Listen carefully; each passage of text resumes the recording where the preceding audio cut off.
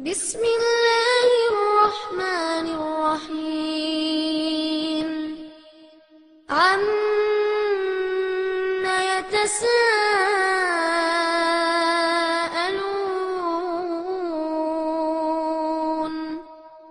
عن النبأ العظيم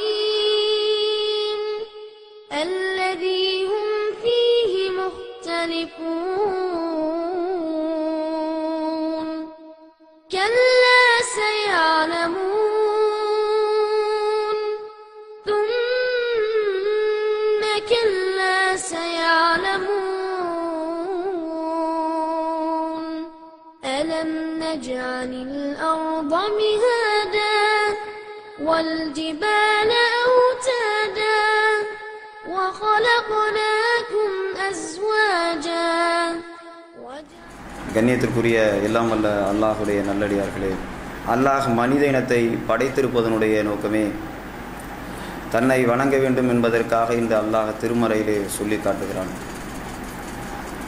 அல்லாஹை வணங்குவதற்காக படைக்கப்பட்ட மனித இனம் பூமியிலே எவ்வாறு வாழ வேண்டும் என்கிற வழிமுறையை கற்றுத்தருவதற்காகவும், மனித சமுதாயம் தீமையின்பால் செல்கிற போதெல்லாம் அச்சமூட்டி எச்சரிக்கை செய்து நல்வழிப்படுத்திட அல்லாஹ் பல்வேறு காலகட்டங்களிலே இறை தூதர்களை அனுப்பி வைத்திருக்கிறார்.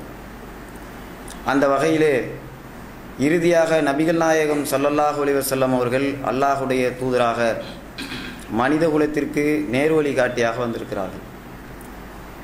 இந்த உலகத்தில் படைக்கப்பட்டிருக்கிற மனிதர்கள் அனைவருக்குமே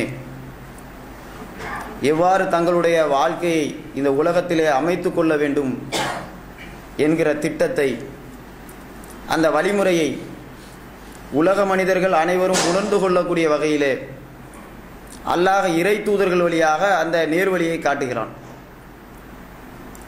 உலகத்தில் எந்த மொழி பேசக்கூடிய மனிதர்களாக இருந்தாலும் அவர்கள் இறைவனை மட்டும் வணங்க வேண்டும் என்பதோடு மட்டுமல்லாமல், படைத்தவனை மட்டும் வணங்க வேண்டும் என்பதோடு மட்டுமல்லாமல், இந்த உலகத்திலே மனிதர்கள் சந்திக்கிற எல்லா விதமான பிரச்சனைகளிலும் அவன் தீர்வை தேடி வாழ வேண்டும் என்பதற்காக வேண்டி அல்லாஹ் பல்வேறு விதமான வழிகாட்டுதல்களை இறை தூதர் மூலமாக அல்லாஹ் காட்டியிருக்கிறான். இந்த உலகத்தில் வாழுகிற மனுஷன் அவன் கொடுக்கல் வாங்கல், அவனுடைய வியாபாரம், அதே மாதிரி இந்த உலகத்தில் அவன் நடந்து கொள்ளக்கூடிய விதங்கள், பழகக்கூடிய முறைகள், இப்படி உலகத்தில் எல்லா விஷயங்களிலுமே மனிதனுக்கு சட்ட திட்டங்களை வகுத்து சொல்லக்கூடிய இந்த இஸ்லாமிய மார்க்கத்தில் மனிதன் எவ்வாறு இந்த உலகத்தில் அவன் வாழ வேண்டும் என்கிற அந்த வழிமுறையை கற்றுத்தரக்கூடிய இந்த மார்க்கத்தில் அவன் உண்மையாக இந்த மனிதன் உலகத்தில் இருக்கக்கூடிய அந்த உறவை எவ்வாறு பேணி வாழ வேண்டும் என்கிற வழியையும் இந்த மார்க்கம் அவனுக்கு கற்றுத்தருகிறது. உலகத்தில் பிறக்கக்கூடிய எல்லா மனிதர்களுமே அவன் அல்லாஹ் அவனுக்கு வழங்கி இருக்கிற அருள் கொடையில் ஒரு சிறந்த அருள் கொடை என்று சொல்லுகிற விதத்தில் இந்த உறவு என்பது மனிதனோடு இருக்கிறது. பல்வேறு விதமான அருள் கொடைகளை மனிதனுக்கு அல்லாஹ் வழங்கி இருந்தாலும் உறவு என்று சொல்லக்கூடியது ஒரு அருள் கொடையாகவே மனிதனுக்கு அல்லாஹ் வழங்கி இருக்கிறான். ஒரு மனுஷன் உறவை பேணி இந்த உலகத்தில் அவன் வாழுகிற பொழுது அவனுக்கு பல்வேறு விதமான நன்மைகளை அந்த உறவின் மூலமாக அல்லாஹ் அவனுக்கு ஏற்படுத்துகிறான். ஆனால் இன்றைக்கு வாழுகிற மக்கள் உறவை பற்றி மிகவும் அறியாதவர்களாகவும், யார் நம்மோடு நெருங்கி வருகிறார்களோ உறவாடுகிறார்களோ அவர்களோடு உறவாடக்கூடியவர்களாகவும் உலகத்தில் பலரும் அந்த உறவை பற்றி பேணக்கூடியவர்களாக இருக்கிறார்கள். உறவு என்பது அவனுக்கு கொடுக்கப்பட்டிருக்கிற ஒரு அருள் கொடை என்று சொல்லுகிற அளவிற்கு இஸ்லாம் வலியுறுத்துகிறது. உலகத்தில் நல்லதை நீங்கள் எப்படி செய்யணும், தீமையிலேருந்து எப்படி தூரமாக இருக்கணும், ஒரு மனுஷன் இப்படி ஒழுக்கமாக வாழணும் என்று சொல்லுகிற இந்த மார்க்கத்தில் உறவை அதிகம் ஒரு மனிதன் இந்த உலகத்தில் பேண வேண்டும் என்று சொல்லி இந்த மார்க்கம் சொல்லி தருகிறது, வலியுறுத்துகிறது. ஒரு மனுஷன் உலகத்தில் படைக்கப்படுகிற அல்லாஹ் சொல்லி காட்டுகிறான், நான் தான் மனிதனை படைத்தேன், அவனுக்கு நான் தான் என்ன செய்கிறேன், இந்த உலகத்தில் பந்தங்களையும் உறவுகளையும் நான் ஏற்படுத்துகிறேன்னு சொல்றான். அல்லாஹ்வால் ஏற்படுத்தப்படக்கூடிய இந்த வாழ்க்கையில உறவு என்பது மனிதனுக்கு ஒரு முக்கியமான ஒரு விஷயமாக இருக்கிறது. இந்த உலகத்தில் பிறக்கிற ஒரு மனிதன் அவன் பிறந்த பிறகு தாய் தந்தை என்கிற ஒரு உறவை இந்த உலகத்தில் ஒரு மனுஷன் அடையிறான். அவனுக்கு கிடைக்கிற முதல் உறவு அதான். அதுக்கப்புறம் ஒரு திருமண வாழ்க்கையில் அவன் ஈடுபடுகிற பொழுது மனைவி என்கிற ஒரு உறவு அவனுக்கு கிடைக்கிறது இந்த உலகத்தில். மனைவிக்கு பிறகு மாமா மாமி என்று சொல்லி, மகன் மகள் என்று சொல்லி அவனுடைய அந்த பந்தத்தினுடைய உறவினுடைய பந்தம் தொடர்ந்து செல்வதை நம்ம பார்க்கிறோம். அப்போ உலகத்தில் பிறக்கிற எல்லோருமே அடையக்கூடிய ஒரு வழியாக, ஒரு மகிழ்ச்சி தக்க ஒரு தருணமாக எது இருக்கிறது என்று சொன்னால் இந்த உறவு என்பது நமக்கு இருக்கிறது என்பதை நாம் முதல்ல புரிந்து கொள்ள வேண்டும். உறவை பேணுகிற பொழுது நமக்கு பல்வேறு விதமான நன்மைகளை இந்த மார்க்கம் நமக்கு கற்று தருகிறது. உதாரணத்துக்கு பாருங்களேன், ஒருத்தன் உறவை பேணி வாழ்றான், உறவோடு அவன் இணைந்து வாழுகிறான். அப்படி அவன் வாழுகிற பொழுது அவனுக்கு எப்படிப்பட்ட நன்மைகள்லாம் கிடைக்கும்? சமூகத்தில் அவனுக்கு ஒரு அந்தஸ்து மிக்கவனாக அவன் பார்க்கப்படுவான். உறவை இன்னைக்கு நம்ம எப்படி பார்க்கிறோம்? நம்மோடு யார் பழகுகிறார்களோ, உறவாடுகிறார்களோ அவர்களோடு நான் நட்பு வைத்துக் கொள்கிறோம், உறவாடுகிறோம். இன்னும் சொல்ல போனா இரத்த பந்தம் என்று சொல்கிறோமே, அந்த இரத்த பந்தத்தில் இருப்பவர்களை விட நம்ம சொல்றோம் யாரோட ரொம்ப நெருக்கமா பழகிறோம்? முகம் அறியாதவர்களோடு நாம் இரத்த பந்தம் என்று சொல்லக்கூடிய அளவில் அவர்களிடத்திலே பழக்க வழக்கத்தை அமைத்துக் கொள்ளக்கூடிய நாம், உண்மையான இரத்த பந்தங்கள் இருக்கிறார்களே, உறவினர்கள் இருக்கிறார்களே, உறவை பேண வேண்டும் என்று சொல்லி இந்த மார்க்கம் வலியுறுத்தியும் கூட அந்த இரத்த பந்தத்திட்ட நம்ம உறவாடி கொண்டிருக்கிறோமா என்று சொன்னால் பெரும்பாலான மக்கள் தூரத்து சொந்தம் என்று சொல்லக்கூடிய வகையில் தான் இருப்பார்களே தவிர, அப்படி இப்படின்னு சொல்லி பார்த்தா பக்கத்தில் இருப்பாங்க, சித்தப்பா பையன் பெரிய பையன் இருப்பாங்க. ஆனால் அவர்கள் யாருன்னு கேட்டால் அவருடைய மகனுக்கு தெரியாத அளவிற்கு தான் அந்த பந்தத்தை பேணக்கூடியவர்களாக இன்றைக்கு மனிதர்களில் பெரும்பாலானவர்கள் அந்த உறவை அவர்களுடைய சந்ததிகளுக்கு தானும் அதை கற்று பழகி அதன்படி வாழ்ந்து ஒழுக வேண்டும் என்கிற அந்த சிந்தனை இல்லாதவர்களாக இருக்கிறார்கள். இன்னைக்கு பாருங்க எவ்வளவு பெரிய நன்மை அதுக்கு கிடைக்குது. ஒருவன் படித்தவனாக ஒரு அந்தஸ்தில் இருக்கிறான், அதிகாரியா இருக்கிறான், அவனுக்கு பொருளாதாரத்தால ஒரு சிறப்பு இருக்குது, அவன் அடையக்கூடிய அந்த சிறப்பு, அவன் அந்த சிறப்பை விட உறவினர்களால் அடையக்கூடியதுதான் பெரிய மகிழ்ச்சி தக்க ஒரு சிறப்பு. எப்படி? அவன்கிட்ட காசு பணம் இருந்தால்தான் அந்த மரியாதை அவனுக்கு கிடைக்கும், தொடரும். ஒரு முதலாளி இருக்கிறாரு, முதலாளிகிட்ட வேலை செய்யக்கூடிய தொழிலாளி என்ன செய்வாரு? அவர்கிட்ட வேலை செய்கிற வரைக்கும் தான் விசுவாசமாக இருப்பார். வேலையை விட்டு அவர் நின்றுட்டாருன்னு சொன்னா முதலாளிகிட்ட விசுவாசமா இருப்பாரா? வெளியில போனா அவரை பத்தி 4 விதமான குறைகளை பேசுவார். ஆனால் எந்த விதமான எதிர்பார்ப்பையும் பார்க்காமல் ஒரு மனிதனோடு நெருங்கி பழகக்கூடியது, அவனை மதிக்கக்கூடியவர்களாக யார் இருக்கிறார்கள்? உறவினர்கள் தான் இருக்கிறார்கள். உறவினர்களை நாம் பேணுகிற பொழுது, உறவாடுகிற பொழுது, சொந்த பந்தங்களை அனுசரித்து வாழுகிற பொழுது நம்மள்கிட்ட வசதி இல்லைனாலும் பரவாயில்லை, ஆனால் நம்முடைய குடும்பத்தில் உறவினர்கள் ஒருவன் பெரிய வசதி அதிகாரியாக இருப்பவன் கூட நமக்கு மரியாதை செய்யக்கூடியவனாக இருப்பான், நம்மை மதிக்கக்கூடியவனாக இருப்பான். சித்தப்பா எப்படி இருக்கிறீங்க, மாமா எப்படி இருக்கிறீங்க, அண்ணன் எப்படி இருக்கிறீங்க, யார் ஒரு பெரிய கலெக்டர் என்ற அந்த பெரும் பதவியில் இருப்பவர்கள் கூட அந்த உறவை அவர் பேணினார் என்று சொன்னால், நாம் அவர்களோடு உறவாடி கொண்டிருந்தோம் என்று சொன்னால், நம்ம ஒரு சாதாரண ஏழையாக இருந்தாலும் நம்மை மதிக்கக்கூடிய அந்த மதிப்பு கிடைக்கிறது. அதான உண்மையான சந்தோஷம். அப்ப உறவை நாம் பேணுகிற பொழுது இப்படிப்பட்ட ஒரு மகிழ்ச்சி தக்க ஒரு விஷயங்கள் எல்லாம் நம்முடைய வாழ்க்கையில நடைபெறும். அதெல்லாம் நம்ம என்ன செய்யணும்? சரியா நம்ம பயன்படுத்தி கொடுக்குறோமா? நமக்கு அந்த காசு பணம் செல்வம் இதுல ஒரு அக்கறையோடு இதுல நம்ம காட்டக்கூடிய வேகம் இருக்கிறதே ஒழிய உறவினர்களை அனுசரித்து வாழணும் அப்படி நம்ம அதுல கவனம் செலுத்தாதவர்களாக இருந்து கொண்டிருக்கிறோம். இந்த மார்க்கம் என்பது மனிதர்கள் உலகத்தில் எப்படி வாழும் என்கிற வழிமுறையை கற்றுத்தந்திருக்கிற ஒரு மார்க்கம். உலகத்தில் ஒரு மனுஷன் இங்க பிறக்கக்கூடியவன், நாளை மறுமையிலே அவனுடைய ஒவ்வொரு செயலுக்காக வேண்டியும் இறைவனிடத்தில் விசாரணை இருக்கிறது என்பதை இந்த மார்க்கம் நமக்கு கற்றுத்தந்திருக்கிறது. அப்படிப்பட்ட மார்க்கம் சொல்லுகிறது, நபிகள் நாயகம் ஸல்லல்லாஹு அலைஹி வஸல்லம் அவர்கள் சொல்லி காட்டுகிறார்கள், நீங்க மறுமையை நம்பக்கூடியவர்களாக இருந்தால் உறவை பேணிக் கொள்ளுங்கள் என்று சொல்லி இந்த மார்க்கம் நமக்கு வலியுறுத்துகிறது. உறவை நீங்கள் பேண வேண்டும் என்று சொல்லி இந்த மார்க்கம் வலியுறுத்தி பட்டிருக்கும் பொழுது கூட உறவை துறந்தவர்களாக, அதை துண்டித்தவர்களாக, உறவினர்கள் என்பதை அறியாதவர்களாக இந்த உலகத்தில் இன்னைக்கு வாழக்கூடியவர்களாக நம்ம இருக்கிறோம்.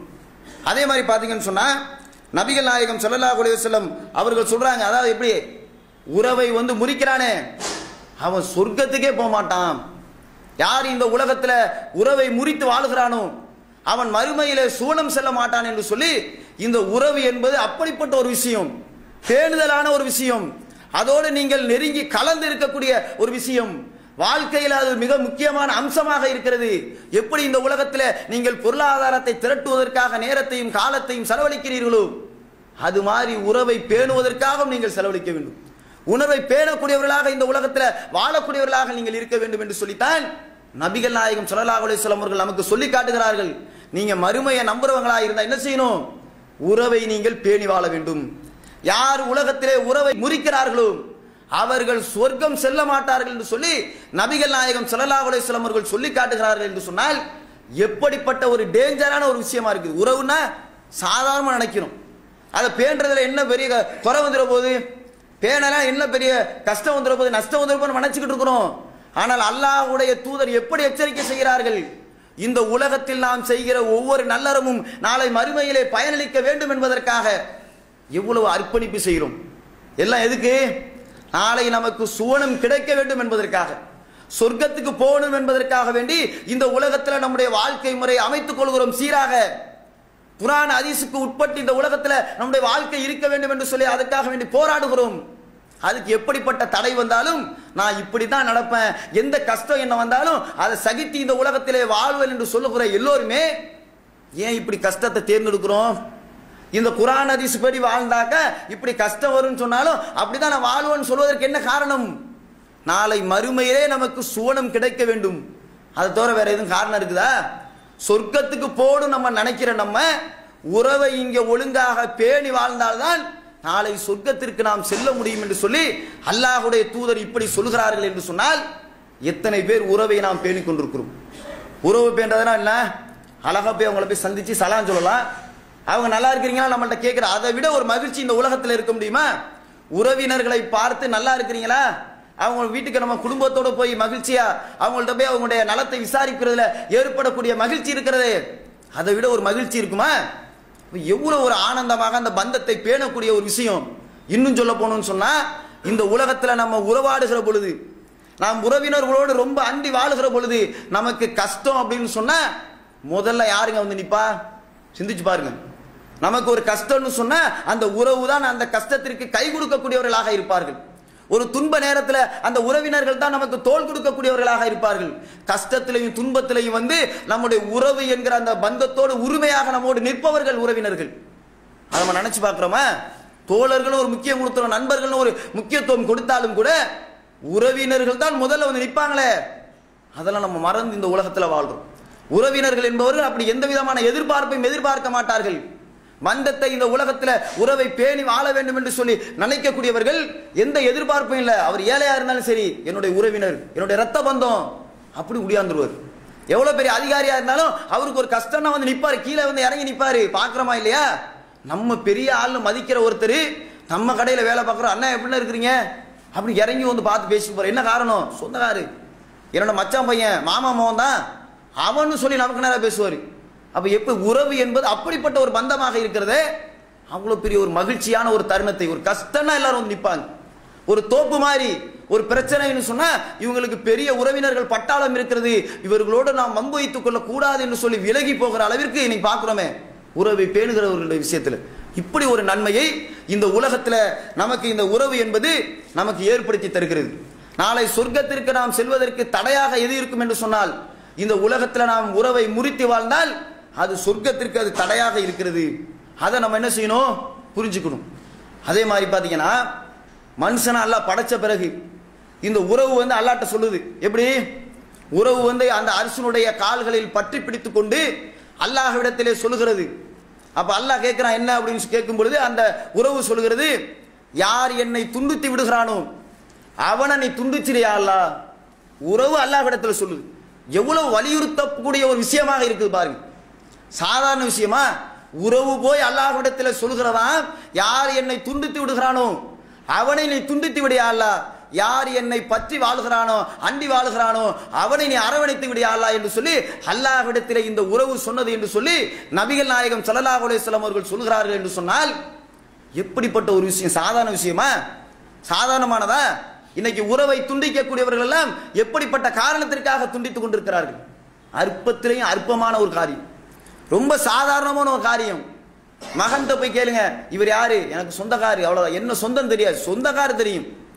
ஏன்பா பேசுறது இல்லை? நாங்க பேசுறது இல்லை. ஏன் பேசுறது இல்ல? அது எங்க அப்பா காலத்துல இருந்து பேசுறது இல்ல. காரணம் தெரியாமல் இன்றைக்கு ஒரு சண்டையை, ஒரு வம்பை, உறவை துண்டித்துக் கொண்டு இன்றைக்கு நாம் வாழக்கூடியவர்களாக இன்னைக்கு இருக்கிறோமா இல்லையா? என்ன காரணம்?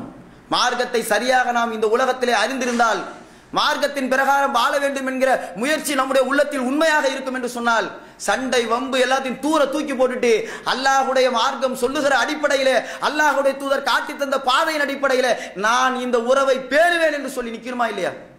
எல்லாருக்கும் முன்மாதிரி என்று காட்டுமா இல்லையா? ஜென்ம பகைங்கிறாங்க. ஜென்ம பகை என்ன? ஜென்ம ஒண்ணுமே இல்லை. இதெல்லாம் ஒரு பகை. ஒரு வீட்டில் போய் ஒரு பெண்ணை திருமணம் முடிக்கிறதுக்காக வேண்டி பொண்ணு கேட்கறாங்கன்னு வச்சுங்களேன், பொண்ணை எல்லாரும் கொடுத்துட மாட்டாங்க. பொண்ணை கொடுக்குறாங்க, படிச்சிருக்கிறாரா, சம்பாதிக்கிறாரா, இப்படிலாம் பார்த்து கொடுப்பாங்களா இல்லையா, கஷ்டப்படாமல் இருக்கணும்ட்டு. அப்போ இந்த பையனுக்கு பிடிச்சிருக்கணும், முக்கியமான விஷயம். கொடுக்கலன்னு வச்சுங்க, அவ்வளோ முடிஞ்சு. உன்னோட நான் பேச மாட்டேன், உறவு முறிச்சிக்கிறேன், இப்படியெல்லாம் சண்டை. ஒரு கல்யாணம் முடிக்கிறதுக்கு அவங்க விரும்பினா தானே கொடுக்க முடியும். பொண்ணுக்கு பிடிச்சிருக்கணுமா இல்லையா, மாப்பிள்ளைக்கு பிடிச்சிருக்கணுமா இல்லையா? இதை கூட நம்முடைய உள்ளத்தில் அந்த அறிவை கொண்டு சிந்திக்காமல், பொண்ணு தரலைன்னா உறவு இல்லை அப்படின்னு சொல்லக்கூடிய இன்னைக்கு வாழ்க்கையில நடைமுறையில நடந்து கொண்டிருக்கிறதா இல்லையா? உறவையெல்லாம் எப்படி பேண வேண்டிய ஒரு விஷயத்தை அற்பத்திலும் அற்பமான விஷயத்திற்காக உறவை முறிக்கக்கூடியவர்களாக இன்னைக்கு உலகத்தில் உறவை முறித்துக் கொண்டிருக்கிறார்கள். உறவை எப்படியெல்லாம் பேணி வாழணும் தெரியுமா? உலகத்தில் ஒரு மனுஷனுக்கு ஏற்படக்கூடிய அவமானம், சோதனைகள், சின்ன சின்ன அவமானத்துக்கெல்லாம் உறவை முறிக்கக்கூடியவனாக இருக்கிறான். பத்திரிகையில பேரு போடலன்னு ஒருத்தன் உறவை முறிக்கிறான். பத்திரிகை கொண்டு வந்து கொடுத்தீங்களே, அப்படி கொடுக்கும் பொழுது நீங்க இவரெல்லாம் அழைச்சிட்டு வந்து கொடுத்தீங்களா, அவர் வந்து கொடுத்தாரா, அதனால உறவு இல்லை. யாரோ ஒருத்தட்ட கொடுத்து விட்டுருக்கீங்க, இவர்கிட்ட கொடுத்து விட்டுருக்கீங்க, அவர்கிட்ட கொடுத்துருக்கீங்க, கடையில கொண்டு வந்து கொடுக்குறீங்க, வீட்டில் கொண்டு, இப்படியெல்லாம் ஒரு காரணத்தை சொல்லிவிட்டு இதுல எனக்கு வந்து இது உடன்பாடு இல்லை என்கிற காரணத்தில் உறவை முறித்துக் கொள்கிறேன். திருமணத்தில் போய் சாப்பிட்றான், எவ்வளவு கஷ்டப்பட்டு அந்த திருமணத்தை நடத்துவான். கடனை உடனே வாங்குற திருமணம் நடத்தக்கூடிய திருமணத்தில் ஒரு உணவை பரிமாறுவதில் பிரச்சனை வந்துருது. உடனே குடும்பத்தில் உறவை முறிச்சுக்கிறான், திருமணத்தை நிறுத்திட்டு போயிடுறானாங்க. இப்படியெல்லாம் யார் வாழ்றா? முஸ்லிம்களாக இருப்பவர்கள் பெரும்பாலானவர்கள் இப்படி சிலர் தங்களுடைய வாழ்க்கையில சந்திக்கிறோமா இல்லையா, பார்க்கிறோமா இல்லையா? இதெல்லாம் மார்க்கம் சொல்லி தந்திருக்கிறா? இந்த உலகத்தில் சுவனத்தை அடைய வேண்டும் என்பதற்காக கஷ்டப்படுகிற நாம், சுவனத்திற்கு தடையாக இந்த உறவை முறிப்பது இருக்கும் என்று சொன்னால் அதை தூக்கி எறிஞ்சிட்டு நான் உறவை பின்பற்றுகிறேன், பேணுகிறேன் அப்படின்னு சொல்லி முன்னாடி நிக்கணுமா இல்லையா? ஒரு மனுஷனுக்கு அவமானம் எவ்வளவு பெரிய அவமானம், உச்சகட்டம். நபிகள் நாயகம் ஸல்லல்லாஹு அலைஹி வஸல்லம் அவர்களுடைய மனைவிக்கு எப்படிப்பட்ட அவதூறு சொல்லப்பட்டது. ஆயிஷா ரலியல்லாஹு தஆலா அன்ஹா அவங்கள பத்தி ஒரு பெரிய அவதூறு ஒன்று சொல்லப்பட்டது. அந்த அவதூறுல அவங்க ரொம்ப மனம் வெம்பி, இப்படியெல்லாம் பேசுவாங்களா, இப்படியெல்லாம் அவதூறு பரப்புவாங்களா, அப்படி என்று சொல்லி யாரிடமும் சொல்ல முடியாமல் அப்படி வெம்பிக் கொண்டிருக்கிறார்கள். அபூபக்கர் ரலியல்லாஹு தஆலா அன்ஹு அவங்க தன்னுடைய மகள் மீது இப்படிப்பட்ட அவதூறு சொல்லப்படுகிறது என்று சொல்லி அவர்கள் மனமுடிந்து இருக்கிறார்கள். யார் அந்த அவதூறுகளை சொல்கிறார்கள்? மிஸ்தகு என்று சொல்லக்கூடிய ஒருத்தர். அவர் யாரு? அபூபக்கர் ரலியல்லாஹு தஆலா அன்ஹு அவர்களுடைய உறவினராக இருக்கக்கூடிய ஒருத்தர். ஒரு மனிதனுடைய மானத்தினுடைய மீது அவதூறு பரப்பப்படுகிறது, உச்சபட்சமாக பரப்பப்படுகிறது. ஒரு நபியுடைய மனைவி மீது இப்படி பரப்பப்படுகிறது. அந்த நேரத்தில் தன்னுடைய மகள் மீது இப்படி பரப்பப்படக்கூடிய இந்த அவதூறுக்காக வேண்டி இந்த மிஸ்தகுக்கு நான் உதவி செய்து கொண்டிருந்தேனே, இனிமே நான் அவருக்கு உதவி செய்ய மாட்டேன், பேச மாட்டேன் என்று சொல்லிவிட்டு அபூபக்கர் ரலியல்லாஹு தஆலா அன்ஹு அவர்கள் அறிவிக்கிறார்கள். ஒரு மனுஷனை ஒரு காயப்படுத்துறதை விட கண்ணியப்படுத்துறதுல குறைவுன்னு சொல்லிட்டு பேச மாட்டாங்க, உறவு முறிக்கிறாங்க. ஒரு மனிதனுடைய கற்பின் மீது களங்கம் ஏற்படுத்தப்படுகிறது, கற்பின் மீது களங்கம் சுமத்தப்படுகிறது, மானத்தின் மீது பந்தம் ஏற்படுகிறது. அந்த நேரத்தில் அபூபக்கர் ரலியல்லாஹு தஆலா அன்ஹு சொன்னாங்க, நான் இவருக்கு உதவி செய்ய மாட்டேன், பேச மாட்டேன் என்று சொல்லிவிட்டு அப்படி சொல்லுகிற பொழுது அல்லாஹ் வசனத்தை இறக்குகிறான். எப்படி? செல்வம் உடையவங்க என்ன செய்ய, ஹிஜ்ரத் செய்து வந்தவர்களுக்கு நான் உதவி செய்ய மாட்டேன், பேச மாட்டேன்னு சொல்லி வசதி படைத்த செல்வம் உடையவர்கள் சொல்லக்கூடாதுன்னு சொல்லிட்டு அல்லாஹ் சொல்றான். அல்லாஹ் உங்களை மன்னிப்பான் என்பதுல நீங்க விரும்ப மாட்டீங்களா அப்படின்னு அல்லாஹ் கேட்கிறான். இப்படி சொல்லாதீங்க, யாருக்கும் ஏழைகளுக்கு நான் உதவி செய்ய மாட்டேன், உறவினர்களுக்கும் ஏழைகளுக்கும் உதவி செய்ய மாட்டேன் என்று நீங்கள் சொல்லாதீர்கள் என்று சொல்லி இப்படி அவர்கள் மானத்தின் மீது களங்கம் ஏற்படுத்தக்கூடிய அந்த வேலையில ஈடுபட்ட பொழுது கூட சொல்லாதீங்கன்னு அல்லாஹ் சொல்றானா? உறவை துண்டிக்காதீங்க, உறவினருக்கு உதவி செய்ய மாட்டேன் அப்படின்னு சொல்லாதீங்கன்னு அல்லாஹ் சொல்றானா? எவ்வளவு பெரிய நெருக்கமான ஒரு பந்தமாக இந்த மார்க்கத்தில் பார்க்கப்படுகிறது உறவு. ஹலால்னு பேசுறோம், ஹராம செய்ய மாட்டேன்னு சொல்றோம், ஆனால் உறவை பேணுவதில் அதுலயும் நம்ம கரெக்டா இருக்கணும்ல. எத்தனை பேர் பாருங்க, இன்னைக்கு போய் நீங்க வழியாக போய் பேசணும், என்னுடைய தகப்பனுக்கு என்னுடைய சித்தப்பனுக்கு சண்டையா, என்னுடைய தகப்பனுக்கும் பெரியப்பாவுக்கும் சண்டையா? நான் போய் பேசுவேன், என்னுடைய மார்க்கம் சொல்லுகிறது, நான் அந்த உறவை பேணுவேன் என்று சொல்லிட்டு நீங்க போய் பேசுங்க. அதுல உங்களுக்கு நன்மை இருக்குது, அதுல உங்களுக்கு சிறப்பு இருக்கிறது. அல்லாஹ்வுடைய தூதர் சொல்றாங்க, எப்படிப்பட்ட உறவை பேணணும் பாருங்க. எவ்வளவு சிறப்பு நமக்கு கிடைக்குது. அதெல்லாம் நம்ம மறுத்துட்டு வாழ்ந்துட்டு மறந்துடுறோம், தெரியாம இருக்கிறோம். அல்லாஹ்வுடைய தூதரிடத்துல ஒரு சஹாபி வந்து கேட்கிறார், அல்லாஹ்வுடைய தூதரே, நான் ஒருவரிடத்திலே உறவாடுகிறேன், அவர் அந்த என்னிடத்துல உறவாடுவதை துண்டிக்கிறாங்க. நான் நல்ல முறையில் அவர்கிட்ட நடந்துக்கிறேன், அந்த உறவினர்கள்ட்ட அவங்க என்கிட்ட நல்ல முறையில் நடந்துக்க மாட்டேங்கிறாங்க, எல்லாத்தையும் வரம்பு மீறுதா என்னை அசிங்கப்படுத்துற மாதிரி நடந்துக்கிறாங்க, காயப்படுத்துற மாதிரி நடந்துக்கிறாங்க அப்படின்னு சொல்லி அல்லாஹ்வுடைய தூதரிடத்துல வந்து சொல்றாங்க. யார் அவங்க? உறவினர்கள். உறவை இப்படி பேணக்கூடிய ஒருத்தரா இருக்கிறாரு. அவங்க எல்லாத்தையும் அலட்சியப்படுத்திட்டு போயிடுறாங்க, அவரை கண்ணிய குறைவா பாக்குறாங்க. அல்லாஹ்வுடைய தூதர் சொல்றாங்க, நீ சொல்றதுல உண்மைன்னு சொன்னா சுடக்கூடிய சாம்பலை அவர்கள் தின்பதற்கு சமம். அவங்க திங்கிறாங்க. அப்படி யாராவது விரும்புவாங்களா? சுடுற சாம்பலை அப்படி திங்கிறதுக்கு சமம். நீங்க அப்படி அவர்களோடு உறவாடி கொண்டிருக்கிற எல்லா நேரமும், அந்த நேரம் இருக்குது, உறவாடி கொண்டிருக்கக்கூடிய அனைத்து நேரத்திலையும் அல்லாஹ்வுடைய உதவியாளர் உங்களுக்கு இருப்பார்னு சொல்றாரு. அல்லாஹ்வுடைய உதவியாளர் நமக்கு உதவி செய்து கொண்டிருப்பார் என்று சொன்னால், இந்த உறவை நாம் துண்டித்து இத்தனை ஆண்டு காலம் நாம் வாழ்ந்து கொண்டிருந்தால் அல்லாஹ்வுடைய உதவியாளருடைய உதவியை இல்லாமல் இந்த உலகத்தில் நாம் வாழ்ந்து கொண்டிருக்கிறோம். சிந்திச்சு பாருங்களேன், எப்படிப்பட்ட ஒரு உதவி நமக்கு தேவை. அல்லாஹ்வுடைய உதவி என்பது எப்படிப்பட்ட உதவி? அந்த உதவியை இன்றைக்கு நான் பெறாதவர்களாக வாழ்றதா? அப்போ ஒவ்வொருத்தவங்களும் இந்த உலகத்துல உறவை பேணணும். முதல் உறவாக இருக்கிற தாய் தந்தையர்களிடத்தில் கூட பேசாத எத்தனை பேர் இருக்கிறார்களே, எவ்வளவு பெரிய விஷயம், கேவலம் இது.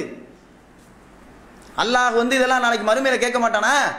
இந்த உலகத்துல உனக்கு உறவு என்று சொல்லி முதல்ல கிடைச்சதே தாய் தகப்பன் தானே, தாய் தந்தை தானே. அந்த தாய் தந்தை இடத்துல நீ போடுகிற சண்டை அற்பத்திலும் அற்பம் தானே. இதுக்கு போய் நீ பேச மாட்டியா? நீ நல்லா வரணும், நல்லா படிக்கணும், நல்ல சிறந்தவனாக இந்த உலகத்திலே சமூகத்திலே வாழ வேண்டும் என்பதற்காக வேண்டி கண்டிச்சா அதுக்காக நீ பேச மாட்டியா? எவ்வளவு பெரிய விஷயம் பாருங்க. பெற்றோர்களை சீனு கூட சொல்லக்கூடாது, அப்படி இந்த மார்க்கம் எப்படி சொல்லியிருக்குது, அப்படி சொல்லப்பட்டிருக்கிறது. அல்லாஹ்வுக்கு இணை வைக்க கூடாது என்று சொல்லுகிற வசனத்தினுடைய அடுத்த வரி என்ன? பெற்றோர்களை நோவினை செய்யாதீர்கள். இப்படி அல்லாஹ் சொல்ல. அடுத்தது பெற்றவங்களை மதிக்கணும். நம்ம உறவை, இந்த உறவை பேணி வாழ்றோமா? கல்யாணம் ஆனவன மனைவி என்று சொல்லிவிட்டு அந்த தாய் தகப்பனை மறந்தவர்களாக இன்றைக்கு எத்தனை நபர்கள் வாழ்ந்து கொண்டிருக்கிறார்கள். குர்ஆனை பேணுறோம், ஹதீஸை பேணுறோம் சொல்லக்கூடியவர்களாக இருப்பார்கள். தாய் தந்தையர்கள்ட்ட ஒரு போனை போட்டு, அம்மா நல்லா இருக்கீங்களா, அத்தா நல்லா இருக்கீங்களா, உடம்பு சுகமா இருக்கா, எத்தனை பேர் கேட்டிருப்போம்? சிந்திச்சு பாருங்க, வெட்கப்படுறோம். நண்பர்கள்ட்ட வலிய பேசக்கூடியவர்கள் தாய் தந்தையர்களிடத்துல ஒரு போனை போட்டு நல்லா இருக்கீங்களா அத்தா, நல்லா இருக்கீங்களா அம்மான்னு சொல்லி கேட்பதற்கு வெட்கப்படக்கூடியவர்களாக இருக்கிறோம். அப்படி சொல்லி தந்திருக்கிறதா மார்க்கம்? எவ்வளவு பெரிய இறை திருப்தியை நமக்கு இந்த வாக்கியத்தின் மூலமாக பெற்று தருகிறது, நன்மையை தருது. சிந்திச்சு பாருங்க. உறவை துண்டிக்கிறதுனா நபிகள் நாயகம் ஸல்லல்லாஹு அலைஹி வஸல்லம் அவர்கள் சொல்லி காட்டுகிறார்கள், இந்த உலகத்துல ஒரு மனிதன் ஒரு சகோதரனோடு பேசாமல் இருக்கணும்னு சொன்னா 3 நாள் தான். 3 நாள் வரைக்கும் அதிகபட்சம் ஒரு நபரோட நாம் பேசாம இருக்கலாம். அதுக்கு மேல முந்திக்கிட்டு போய் சலாத்தை சொல்லிடணும், அஸ்ஸலாமு அலைக்கும், உங்களுடைய அல்லாஹ்வினுடைய அருள் உங்களுக்கு கிடைக்கணும் அப்படின்னு சொல்லிடணும். அப்படி சொல்லித்தரக்கூடிய மார்க்கத்துல ஜென்ம பகை, காலத்துக்கும் பகை, இப்படி இன்றைக்கு இந்த உலகத்துல நாம் வாழ்ந்து உறவை பகைத்தவர்களாக இன்றைக்கு வாழ்ந்து கொண்டிருக்கிறோம். அல்லாஹ்வுடைய அருளை நாம் பெறாதவர்களாக இன்றைக்கு பலரும் வாழ்ந்து கொண்டிருக்கிறார்கள். அதை மாத்துங்க, மாற்றிக்கொள்ள வேண்டும். நம்முடைய நடவடிக்கையை நாம் மாற்றிக்கொள்ள வேண்டும். உறவை பகைத்தவர்களாக நாம் மரணித்து விட்டால் நாளை நாம் சுவனம் செல்வதற்கு அது தடையாக இருக்கும் என்று சொன்னால் அதெல்லாம் மாற்றணுமா? இல்லை போய் யாரெல்லாம் என்னுடைய உறவினர்களோ அவங்களோட பந்தத்தோடு அனுசரித்து உதவி செஞ்சு பாருங்க. உதவி செய்யறதுல கூட தர்மம் செய்யுங்கன்னு அல்லாஹ் நமக்கு கட்டளை பிறப்பித்திருக்கிறான. ஏழைக்கு நரகத்துக்கு போனவன்ட்ட கூட ஏழைக்கு உதவி செய்யலாம், நரகத்துக்கு போடான்றான். தர்மம் செய்யறது இருக்க, அதுல கூட நபிகள் நாயகம் ஸல்லல்லாஹு அலைஹி வஸல்லம் அவர்கள் சொல்லி காட்டுகிறார்கள், நீங்க தர்மம் செஞ்சா மற்றவங்களுக்கு ஒரு நன்மை கிடைச்சிரும், ஆனா உறவினர்களுக்கு தர்மம் செஞ்சீங்கன்னா 2 நன்மை. எப்படி பேணுதல் வேணும்ல அதுல. நீங்கள் அப்படி அவர்களோடு பற்றி பிணைந்து வாழ வேண்டும் என்று சொல்லி அந்த குடும்ப உறவை துண்டிக்காமல் வாழ்வதற்காக வேண்டி இப்படி ஊக்கப்படுத்துகிற ஒரு மார்க்கத்தில் தர்மத்தை கூட உதவியை கூட குடும்பத்தாரை தான் செய்யணும். ஃபர்ஸ்ட் யார் சொந்தக்காரன ஏழையெல்லாம் இருக்கிறானோ அவனுக்கு பார்த்து உதவி செய்யணும். எத்தனை பேர் நம்ம அந்த நம்முடைய உறவினர்கள் ஏழையா இருப்பவர்களை நாம் பார்த்து உதவி செய்யக்கூடியவர்களாக இருக்கிறோம். தெரியாதவங்களுக்கு செய்கிறோம். உதவி தப்பு இல்லை, ஆனால் நம்முடைய உறவினர்களாக இரத்த பந்தங்களாக இருப்பவர்கள் கோடி கணக்கில் காசு வச்சிருப்போம். யாரு தெரியுமா இவரு? அழுக்கு வேட்டிக்கு அழுக்கு சட்டை கட்டிட்டு போறாரு. யாரு தெரியுமா? இந்த ஊர்ல பெரிய பணக்காரர் இருக்கிறாரு, இந்த பஸ்ஸுக்கு சொந்தக்காரர் இருக்கிறாரு, இந்த எஸ்டேட்டுக்கு முதலாளி இருக்கிறாரு, அவரோட சித்தப்பா பெரியப்பா, அவரோட கூட பிறந்த ஒரு ஒண்ணு விட்ட அண்ணன். எத்தனை பேர் பாருங்க, எவ்வளவு பெரிய ஏழைகளாக இருந்த ஏழைகளுக்கு உதவ வேண்டியது நம்முடைய கடமை. உறவை அனுசரித்து வாழ வேண்டியது நம்முடைய கடமை என்பதை இன்றைக்கு மூமின்களாக இருப்பவர்கள் மறக்கலாமா? சிந்திச்சு பாருங்க. உறவை இப்படி பேணும். நம்ம எப்படி இன்னைக்கு உறவு பேணுறோம்? மார்க்கத்திற்கு எந்த உறவினர்கள் தடையாக இருந்தால் அந்த உறவை நம்ம பேணிடுவோம். இன்னைக்கு அப்படியே ஓடிட்டு இருக்குது. வரதட்சணை ஒரு பெரிய தகுதிவாதின்னு சொல்லக்கூடிய அந்த திருமணத்துல அப்படியே பெல்ட் அடிச்சிடறான். ஏன்? அத்தா அம்மா சொன்னாங்கல்ல, வரதட்சணை வாங்காம திருமணம் பண்ணக்கூடாது. நான் சொல்லி பார்த்தேன், என்ன தாய் தகப்பன் கேட்க மாட்டேன்ட்டாங்க. அதனால வேற என்ன பண்ற, தாயுடைய பேச்சையும் தந்தையுடைய பேச்சையும் மதிச்சு நடக்கணுங்கிறதுக்காக வேண்டி மாலை போட்டுக்கிறது, ஜமாத்துல போய் அள்ளி குத்து பையனமா நின்று கல்யாணம் பண்ணிக்கிறது. அப்படி அனாச்சாரங்களோடு இணைந்து இன்றைக்கு ஒருவன் மார்க்கத்தை துறந்து விட்டு மறந்து விட்டு அதற்கு மாற்றமாக பெற்றோர்கள் சொன்னால் இன்றைக்கு பேணி நடக்கிற உறவை தான் இன்றைக்கு பெரும்பாலானோர் பின்பற்றுகிறார்கள். அப்படி பின்பற்றதுக்கு மார்க்கத்தில் அனுமதி இருக்குதா? எந்த உறவை பேணி வாழ வேண்டும் என்று சொல்லி இந்த மார்க்கம் சொல்லி தருகிறதோ அதே மார்க்கம் சொல்லுகிறது, இந்த உறவுகள் மார்க்கத்திற்கு எதிராக இருப்பார்கள் என்று சொன்னால் முதல்ல எதிர்க்கக்கூடியவர் நீங்களாகத்தான் இருக்கணும். மார்க்கமா உறவான்னு பார்த்தா மார்க்கம் தான், உறவு தான். அப்புறம் நபிகள் நாயகம் ஸல்லல்லாஹு அலைஹி வஸல்லம் அவருடைய காலத்துல ஹிஜ்ரத் செய்து போனாங்களே, மக்கால இருந்து மதீனாவுக்கு போனாங்களே, எல்லாம் எதுக்கு போனாங்க? தாயோடும் தகப்பனோடும் சண்டை. தாயோடும் தகப்பனோட சண்டை போறாரு. இந்த மார்க்கத்தை நீ விட்டுறணும், ஏத்துக்க கூடாது, அதை விட்டு இந்த ஊர்ல இருக்கணும், அப்படி இல்லைன்னா ஓடுறான்னு விரட்டாங்க. நான் தாய் தகப்பன் சொன்னதற்காக வேண்டி இந்த மார்க்கத்தை விட மாட்டேன், அல்லாஹ்வுடைய தூதர் சொன்ன இந்த மார்க்கத்தை பின்பற்றுவேன், அதற்கு நீங்கள் தடையாக இருந்தால் உங்களுடைய உறவு தேவையில்லை, பந்தம் தேவையில்லை என்று சொல்லிவிட்டு தூக்கி எறிந்து விட்டு சென்றார்களே, ஹிஜ்ரத் சென்றார்களே. வரலாறு நம்ம படிக்கலையா? மார்க்கம் எப்படி உறவை பேண சொல்லுதுன்னு சொன்னா, மார்க்கத்திற்கு தடையாக இந்த உறவினர்கள் இருந்தால் அவர்களை தூக்கி எறிந்து விட வேண்டும். இன்னைக்கு அப்படி இருக்குமா? வரதட்சணை திருமணம் வந்தாக்க உடனே உறவினர்களை எல்லாம் பகிச்சு கூடாது, சொந்தக்காரங்களெல்லாம் எதிர்த்தக்கூடாது அப்படின்னு சொல்லிட்டு உடனே போய் அந்த வரதட்சணை திருமணத்தை முன்னின்று நடத்துறாங்க. என் பிள்ளைக்கா கல்யாணம்? என் பிள்ளைக்கெல்லாம் கல்யாணம் இல்லையா? என் மாமா பையனுக்கு கல்யாணம், மச்சான் மோனுக்கு கல்யாணம், சம்பந்தி மோனுக்கு கல்யாணம். நான் போன திருமணம் எங்க? அள்ளி குத்து பையனமெல்லாம் ஓதி மாலை போட்டு ஊர் அடைச்சி பந்தல் போட்டு ஊர்வலம்லாம் விட்டு இப்படி ஒரு திருமணத்தை நடத்துறாங்க. நாம கலந்துக்கிட்டோம், அவ்வளவுதான். மார்க்கம் எங்க? சஹாபாக்களுடைய தியாகம் எங்க? இந்த மார்க்கத்திற்காக தங்களுடைய உறவுகளை துறந்தார்களே, அந்த தியாகம் எங்க? மார்க்கத்துக்கு முன்னுரிமை கொடுக்கணுமா இல்லையா? நபிகள் நாயகம் ஸல்லல்லாஹு அலைஹி வஸல்லம் அவர்கள் இந்த உலகத்தில் அதிகம் விரும்பிய ஒரு நபர் யாரு? பாத்திமா ரலியல்லாஹு தஆலா அன்ஹு. தன்னுடைய மகளை அதிகமாக நபிகள் நாயகம் ஸல்லல்லாஹு அலைஹி வஸல்லம் அவர்கள் நேசித்தார்கள், பிரியம் வைத்தார்கள், அன்பு செலுத்தினார்கள். அப்படி பாசம் காட்டிய நபிகள் நாயகம் ஸல்லல்லாஹு அலைஹி வஸல்லம் அவர்கள் பாத்திமா ரலியல்லாஹு தஆலா அன்ஹு அவருடைய இல்லத்திற்கு செல்கிறார்கள். அங்க ஒரு ஆடம்பரமான திரைச்சீலை தொங்குது. பார்த்துட்டு உடனே திரும்பி வந்துடுறாங்க. மார்க்கத்திற்கு முரணாக இந்த திரைச்சீலை இருக்கும் என்று சொன்னால் நான் உள்ள வரமாட்டேன். என்னுடைய பாசத்திற்குரிய மகளாக இருந்தாலும் சரி, மார்க்கம் என்று வருகிற பொழுது மார்க்கத்திற்கு முதலிடம் கொடுத்து அல்லாஹ்வுடைய தூதர் திரும்பி சென்றார்களே. நம்ம வந்திருக்கோமா? என்னப்பா இப்படி ஆடம்பர கல்யாணம் பண்ற? என்ன மார்க்கத்துக்கு முரணா இப்படி கல்யாணம் பண்ற? அல்லாஹ்வுடைய தூதருடைய செயலுக்கு எதிராக ஒரு கல்யாணத்தை பண்ற? இந்த காரியம் இவ்வளவு அனாச்சாரமா இருக்குதா என்று சொல்லிவிட்டு நான் சென்றேன், பார்த்தேன், திரும்பி வந்து விட்டேன் என்று சொல்லக்கூடியவர்கள் எத்தனை பேர்? தெரியாம கலந்து கொள்ளக்கூடியவர்களாக இறங்கி பலர் பேர் இருக்கிறாங்க. மார்க்கமா அந்த உறவா என்று சொன்னால் மார்க்கத்திற்கு எதிரான காரியம் நடந்தால் போய் நிற்கணும். ஒரு தீமையை எப்படி தடுக்கணும்? ஒரு தீமையை கண்டால் ஒரு ஊமின் தன்னுடைய நாவால் தடுக்க வேண்டும், கரத்தால் தடுக்க வேண்டும், வெறுத்து ஒதுக்க வேண்டும் என்று சொல்லி அல்லாஹ்வுடைய தூதர் சொல்லியிருக்கிறார்களே. மௌலது கச்சேரி வச்சு பாட்டு வச்சு ஒருத்தன் வீடு குடி போடுறான், சொந்தக்காரன்னு சொல்லிட்டு அங்க போய் வீட்டுல போய் நைட்டு உட்காந்து சாப்பிட்டு வர்றோம்.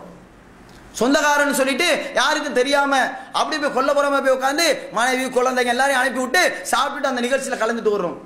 மௌலது எப்படிப்பட்ட இணை வைப்பு! நரகத்திற்கு கொண்டு போய் சேர்க்கக்கூடிய அந்த காரியத்தை மார்க்கத்தின் பெயரால் செய்கிற பொழுது அட நான் இதற்காக வேண்டி கலந்து கொள்ள மாட்டேன், இது மார்க்கத்திற்கு எதிரானது என்று சொல்லி தூக்கி எறிஞ்சிட்டு வந்திருக்கணுமே. வந்திருக்கிறோமா? அப்ப இதையெல்லாம் நாம் பார்க்க வேண்டும். அல்லாஹ்வுடைய தூதருடைய காலத்துல சாது பின் அபி வக்காஸ் என்று சொல்லக்கூடிய ஒரு நபி தோழர் இஸ்லாத்தை ஏத்துக்கிறாரு. அவங்களுடைய தாயார் வந்து சொல்றாங்க, மகனே நீ இந்த கொள்கையை விட்டுரு, இந்த இஸ்லாத்தை விட்டுரு, அப்படி நீ இந்த கொள்கையில தான் இருப்ப அப்படின்னு சொன்னீன்னா நான் சாப்பிடவும் மாட்டேன் பேசவும் மாட்டேன் அப்படின்னு ஒரு உறுதி எடுக்கிறாங்க. அப்படி உறுதி எடுத்துட்டு சும்மா இருந்தாங்களே, அதை நடைமுறையும் படுத்தினார்கள், செஞ்சும் காட்டினாங்க. உடனே அந்த அந்த சாது பின் அபி வக்காஸ் சொல்றாரு, தாயிடத்துல சொல்றாரு, அன்பிற்குரிய தாயே, நீங்கள் இதே நிலையை நீடித்து மரணித்து விட்டால், நீங்கள் மரணித்த பிறகு அல்லாஹ் உங்களுக்கு உயிர் கொடுத்து எழுப்பப்பட்டாலும் மீண்டும் இதே மாதிரி நீங்க சொல்லி மறுபடியும் மரணித்தாலும் இதே மாதிரி 100 முறை அல்லாஹ் உங்களுக்கு உயிர் கொடுத்து எழுப்பி நீங்க இதையே சொல்லி மரணிச்சாலும் நான் இந்த மார்க்கத்தை விட்டு வர மாட்டேன். எப்படிப்பட்ட உறுதி பாருங்க. இன்னைக்கு திருமண விஷயத்தில் இருக்கிற தௌஹீத்வாதிகள் இன்றைக்கு மார்க்கத்தை பின்பற்றுகிறோம் என்று சொல்லக்கூடியவர்கள், ஏகத்துவத்தை பின்பற்றுகிறோம் என்று சொல்லக்கூடியவர்கள், இஸ்லாத்தில் இருக்கிறோம் என்று சொல்லக்கூடியவர்கள் இப்படி சொல்வார்களா? அவன் மாப்பிள்ள அட கலந்துக்கிறவன் நம்ம சொல்லுவோமா? மார்க்கத்திற்கு முரணாக நடக்கிற இந்த இந்த அனாச்சாரமான காரியத்தில் அல்லாஹ்வுடைய வசனங்கள் கேலி செய்யப்படக்கூடிய இடத்துல அமராதீர்கள் என்று அல்லாஹ் சொல்லி இருக்கிறான். நான் வரமாட்டேன் சொல்லி இருக்கிறோமா? எப்படிப்பட்ட தியாகத்தை இந்த சஹாபாக்கள் செய்திருக்கிறார்கள். அப்ப இதையெல்லாம் நாம நினைச்சு பார்க்கணும். பதிர்களத்தை எடுத்துங்க. பதிர்களத்தில் அந்த எதிரிகள் பிடிக்கப்பட்டு கொண்டு வரப்படுகிறார்கள். அப்பொழுது அபூபக்கர் ரலியல்லாஹு தஆலா அன்ஹு அவங்க சொல்றாங்க, இந்த எதிரிகளை எல்லாம் அவங்கள்ட்ட சில தொகையை வாங்கி அவங்களை விடுவிச்சிருவோம் அப்படின்னு சொல்லி அபூபக்கர் ரலியல்லாஹு தஆலா அன்ஹு அவர்கள் சொல்லுகிற பொழுது உமர் ரலியல்லாஹு தஆலா அன்ஹு அவங்க சொல்றாங்க, எப்படி பாருங்க, மார்க்கமா இந்த உலகத்தில் நடக்கிற அனாச்சாரமானு சொன்ன, மார்க்கத்திற்கு எதிரான அனாச்சாரம்னு சொன்ன உறவையெல்லாம் தூக்கி எறிஞ்சிடணும். இந்த ஒரு சம்பவம் சான்று. அபூபக்கர் ரலியல்லாஹு தஆலா அன்ஹு அவங்க மன்னிச்சிட்டு அவங்கள்ட்ட ஏதாவது வாங்கிட்டு விட்டுறலாம்னு சொல்லும் பொழுது உமர் ரலியல்லாஹு தஆலா அன்ஹு அவங்க சொல்றாங்க, இவர்கள் இஸ்லாத்தினுடைய எதிரிகள், பயங்கரமான எதிரிகள், இவங்களை விடக்கூடாது அப்படின்னு சொல்லிட்டு இவர்களை கொல்ல வேண்டும் என்று அந்த உமர் ரலியல்லாஹு தஆலா அன்ஹு அவர்கள் சொல்லிவிட்டு சொல்கிறார்கள். எப்படி கொல்லணும் தெரியுமா? யாரெல்லாம் கைதிகளாக பிடிக்கப்பட்டு வந்திருக்கிறார்களோ அவர்களுடைய உறவினர்களே அவர்களை கொல்லணும். ஏன் உறவினரா நீ போய் கொல்லு, உன் உறவினரா நீ போய் கொல்லு, அப்படி சொன்னார்கள் உமர் ரலியல்லாஹு தஆலா. மார்க்கத்தை பார்த்தாங்க. மார்க்கத்துக்கு எதிராக எது வந்தாலும் தூக்கி எறியக்கூடியவர்களாக இருந்தார்கள்.